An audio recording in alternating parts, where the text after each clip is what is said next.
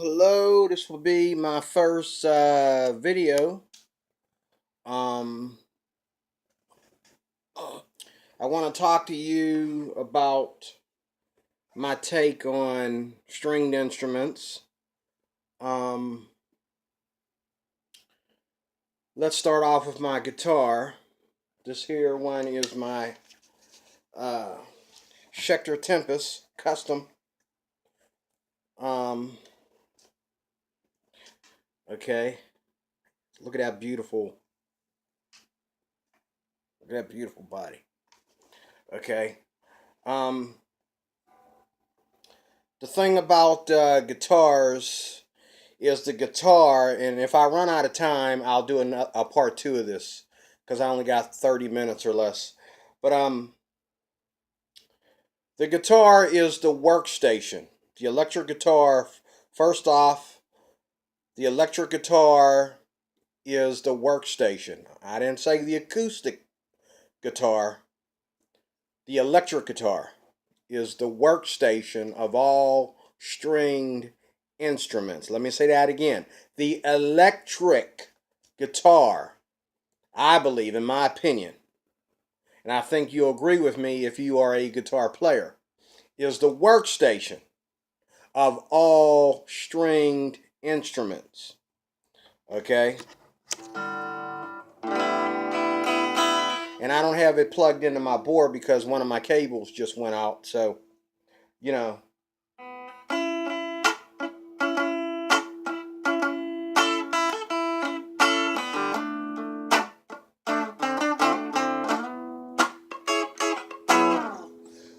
um, I love the electric guitar because of its big sound.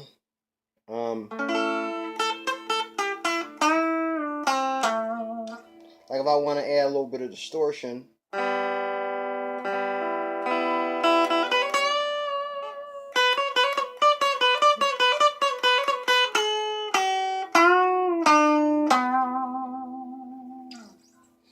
has a big sound to it. Has a big sound to it, and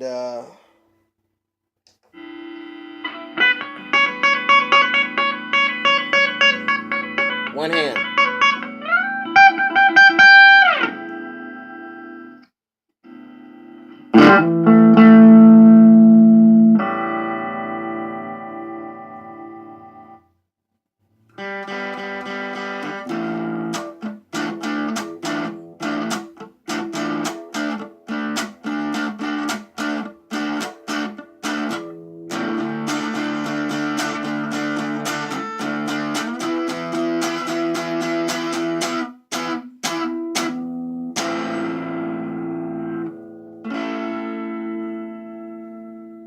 You got the distorted sound.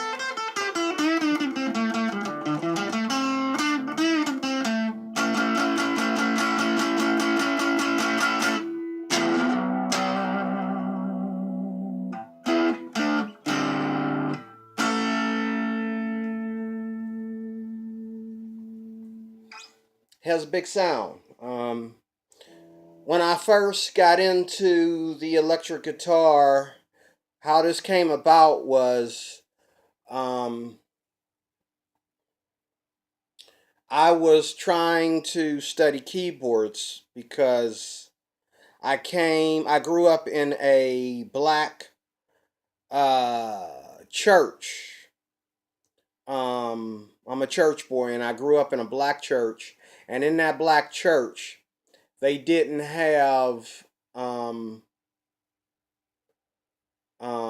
a lot of guitar players. We had guitar players that would come like all the way into Pittsburgh from like the Bahamas. Like there's more black people playing guitar and ukulele in like Africa, believe it or not. In Africa, in like the Bahamas, the Caribbean, stuff like that. South Africa, you know.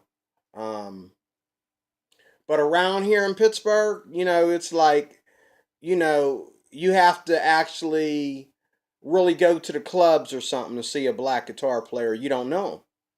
They're there, but you don't know them. And so I didn't, as a child growing up in a Christian home, and doing all my music and stuff in a church, in a Christian church, I didn't um, really get turned on to the guitar, but I love to see, whenever I watch secular television, I would see people like BB King, uh, play, and I never forgot his sound. And I didn't know he was BB King because I really wasn't into the blues. When you coming up in the church, anything that isn't Christian is just like, don't listen to it, man. It's demonic. It'll kill you.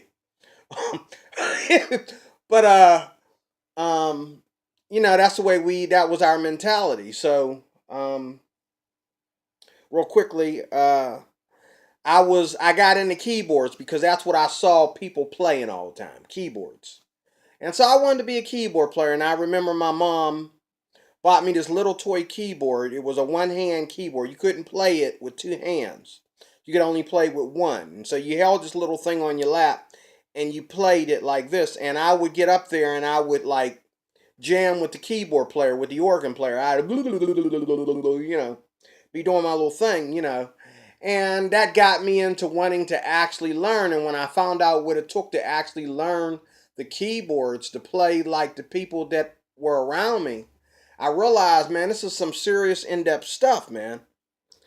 And but I started taking lessons, and then one day, I met a woman. There was a woman in my life who had no musical experience whatsoever, and she showed me that I was not no keyboard player. I was not anybody's keyboard player, man. Like, she got on my keyboard, and I knew she was playing, but she didn't. But she was good. But how come I never thought of that? And I realized my gift isn't, with the keyboards. And I tried to, it was like, this is a sad story for some people, but it's not a sad story for me. I mean, after watching her create, just run through the keyboard and think of songs that we all know and just begin to play them because she watched somebody's hand or she played enough in the past that, it all came back to her. You know what I mean? She had the gift like that. And so, she was talking to me one day. I basically like let her own my keyboard. And one day, she says to me, she says, we should get a guitar. And I says, why? She says, we should just have it around the house. And I says, well, yeah, maybe I should take some guitar lessons. So I went to the music store, which we had an old music store right around the corner. And he didn't have too many new guitars. He had like two, okay? Everything else was used. So he had this one guitar that he had to sell because it was new. He had to get the money for it because it was sitting there a while. And I went there and I saw that guitar, and it was a cruise guitar. Anybody that knows guitars knows that cruise guitars, if they still aren't, they started off as the most cheapest pro bono guitar company ever, or guitar brand ever. I had a cruise guitar, and I mean, it cost me like $100, you know, and it was real thin. I mean, it was twice as thin as this. You see how thin this is? It was twice as thin as this, like an Ibanez. It was real thin, and it was black metallic, and you could look at it and see your face. You could look at it and you could, floss your teeth with it. That's how shiny and metallic it was. You could look at it, even though it was black. You could look at it and floss your teeth. Praise the Lord. So, I love that guitar today. I mean, to this day, um, I can't stop thinking about it. I should have never got rid of it. I should have kept it as a collector's item because it had the cleanest sound that I ever had. I've never been able yet to this day. Not this guitar, not my Fender over there. None of the guitars I have. I have a Court in the closet. I've had a number of Ibanez's. There's some Ibanez's that might come close. But I've had a lot of guitars. I've a number, and none of them has ever had like a perfectly clean, crystal clean sound like that one did. And I remember my first processor was the Zoom 9000S, that little handheld thing you stick in an amp. You slide it here in the hickadoo of the amp. You slide it in there. And that's what it did. So, I remember the good old days of when I first started learning how to play. Um, but getting on with it, I decided the guitar was my thing, and I fell in love with that cruise guitar, and I played the heck out of it while I was married. And when we got divorced, I kind of stopped playing for a while. There was something about being at home and being up in my private room and hearing my wife and kids arguing downstairs that made me feel so comfortable playing my guitar. But when the house was empty, it was hard for me to play. So after I got divorced, I didn't play much anymore. But now I'm single, and it's kind of lonely, and I'm trying to get back into it. Um, and I just want to praise the Lord with my music. I write a lot of songs. Um, None of them are copywritten, but I need to copyright them. I've been told that. But I love to play. Um, but what happened to me recently is I got into this buddy here.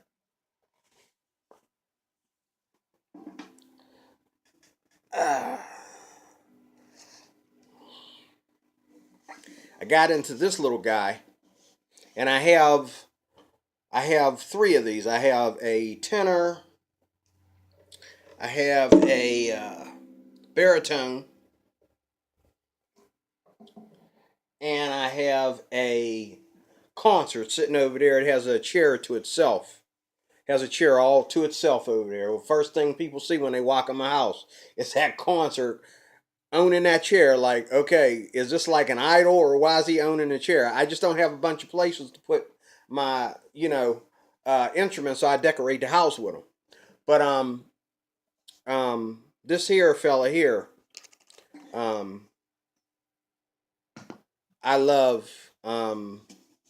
And what happened about this is this got me really back into playing because I hadn't been touching my guitar and for last couple years, and I think it was back in 2014. It's only been that long that I was watching a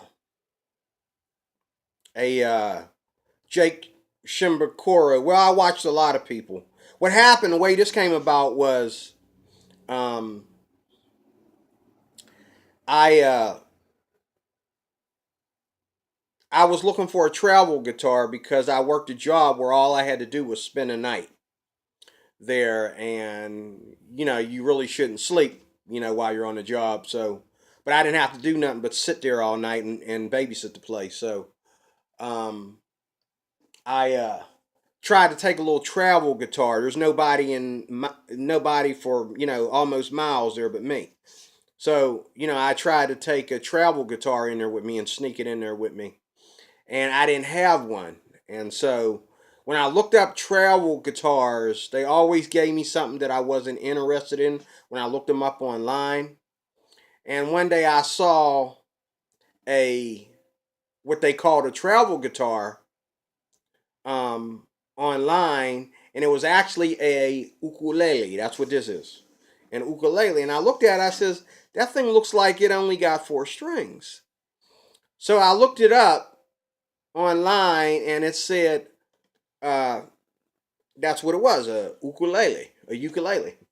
So um, I immediately was interested in learning, like, because I just recently had been watching people, play the mandolin and stuff on YouTube, and that I wanted to see if anybody played the ukulele on YouTube. So I got on YouTube and I started, surfing the surfing YouTube, and um, Sure enough, there's thousands of videos on uh, the ukulele, and there's thousands of lessons and all that kind of stuff. And the first thing that really, really made me want to get into this instrument was people like Jake Shimbakuro, Tamani Gardner, Paya, what's her name? I forget Paiva. I forget her first name. Um, Sydney, the girl that won the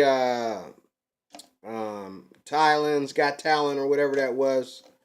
And my girls, my favorite ones. Well, they come in second place. Azita and Honoka from Hawaii, and number one. They're really, really this couple really, really inspires me. And you people that play ukulele, who is it? Bosco and Honey. Yes, they really inspired me, and I was so impressed with them. The whole thing of them being married, and everything, and the whole thing of them being married and the way they met through taking ukulele lessons. They were taking ukulele lessons, and that's how they met. And then they got married and became like this dual ukulele virtuoso duo, and they go out around all around where they live. What is that? Australia, and they travel, different countries and states, and they play and do concerts, and they do this thing called the safari, and I just was so impressed with them that I downloaded all their videos that they have on YouTube, um, on my computer and on my phone, and I just love their music, and their music, like, as a Christian, I love their music because their music, like it's not like a lot of secular music where it's always about sex and drugs and alcohol and acting crazy. What I mean? I like music that has meaning to it. It talks about the things that help us get through life. And their songs are about stuff like that. And their songs are funny, and they're very entertaining. But um one of the things that I know right away getting into it, I'm going to have to do a part 2 of this, but one of the things that I notice right away when I started playing the ukulele is uh the what is the word for it? The uh disapproval of it by certain groups of people who don't spend enough time um listening to people play the ukulele. Um, and I also had the video. I borrowed it from the library. The video called "The Mighty Ook." If you want a video that will inspire you to play the ukulele better and to get really into it, if you're just someone like I was in 2014, um, starting out, get the Mighty Uke. That video inspired me so much. I went to the store and I took what was in my pocket, and it was just enough to buy this ukulele right here. And I've had this ukulele now for, I think, 4 years, going on 4 years, and and it never gave me any trouble. This is a Gretsch, but when you play it, you can tell that it very respectful to the Hawaiian wood. I think this is Hawaiian wood on it, cheap Hawaiian wood, but I think it's Hawaiian wood, and I just love the grain in this. I just love it, and it has a wonderful sound. I mean,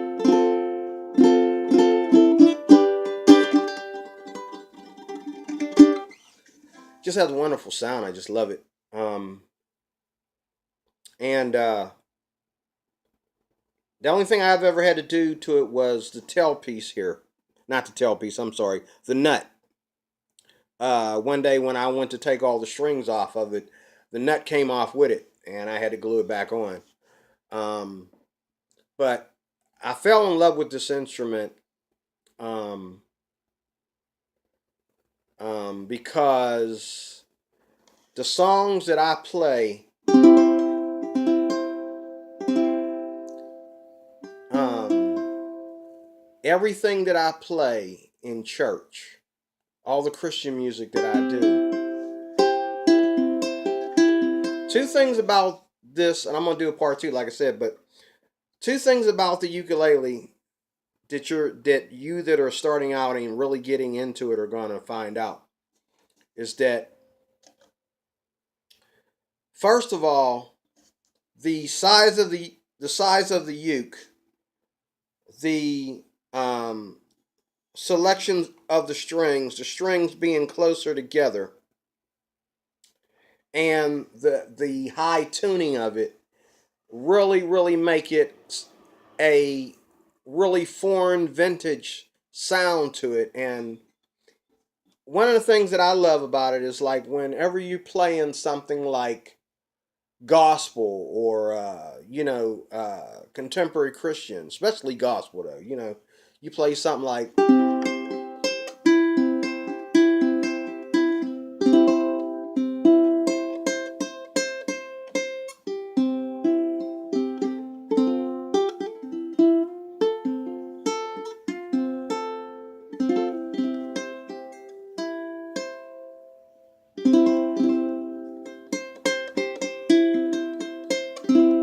a red like me.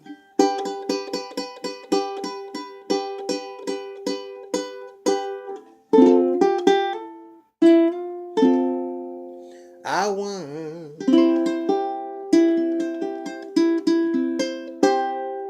was lost, but now I'm found. 'Twas blind,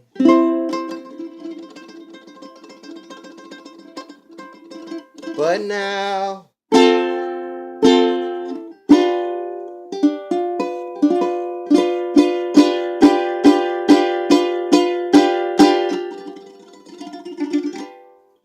oh I see.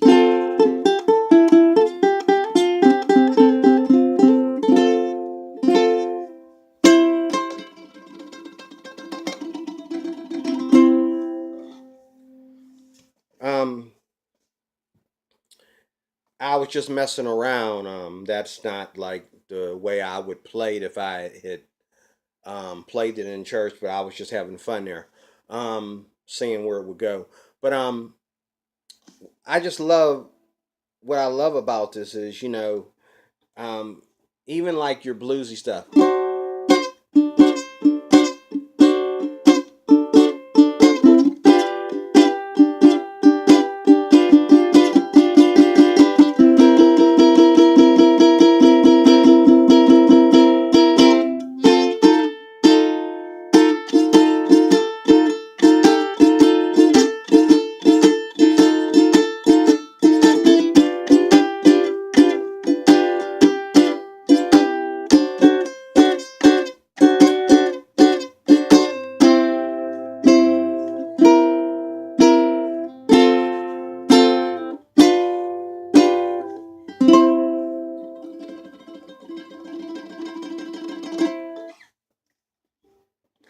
Um, the bluesy stuff on it just goes into a total different, you know, um, old fashioned vintage dimension. And then, even like your poppy stuff, like we do stuff like this on the guitar.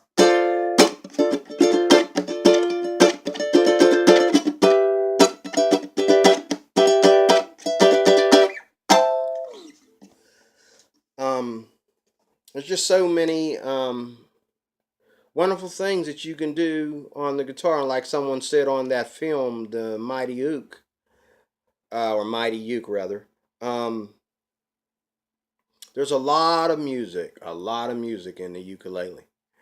And I love it because I call it the guitar player's day off.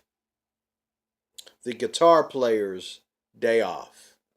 Um, and, like I said, um, the size of the uke, the strings, the way they're placed close together like that, and then um,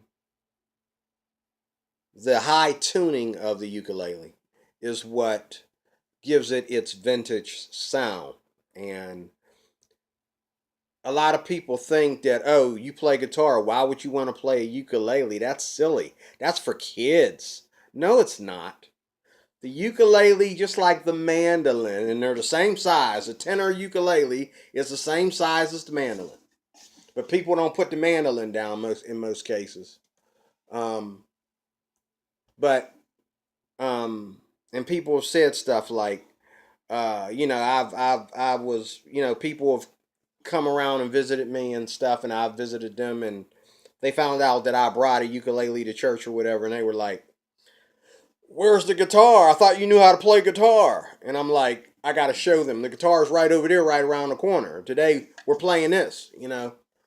But a lot of people, they think that it's for kids, and they think that adults are kind of like, comic book silly to be playing the ukulele, but I totally disagree with them. And back when I was, younger and I was first getting into the guitar, I felt that way too. Where I was like, well, there's a lot of instruments out there, but once you learn how to play the electric guitar, that's it. You're there. If you want to learn how to play something and get like some recognition for it, learn how to play the electric guitar. And I got recognition for playing the electric guitar. But then one day when I was, didn't feel like playing my electric guitar, like I said, I started watching them videos on YouTube. And I watched a dozen electric guitar videos. I watched a lot of them, more than that. But when I started watching the ukulele videos, that kind of insulted my intelligence. And I had to go find out what the big deal was about. So one day I was in a music store and I told myself, D-Roy, go in there and get some strings and get your butt out of here. Go get some strings, get some guitar books, and get out of there. I went in there and I saw in the music store that I went to, I didn't know that they had ukuleles in there. But I figured I'd ask them being I was in there. And I saw this in there and I realized it was a Gretsch because I had a Gretsch guitar one time. And when I realized it was a Gretsch, and I picked it up and I immediately started playing little tunes on it. And as soon as I did that, then I realized, you know what? I'm buying this. And it was only like a little bit over 100 or 100 somewhere in there. But I'm going to do a part 2 of this. And hope you enjoy this. Hopes this helps in your journey in music. God bless you.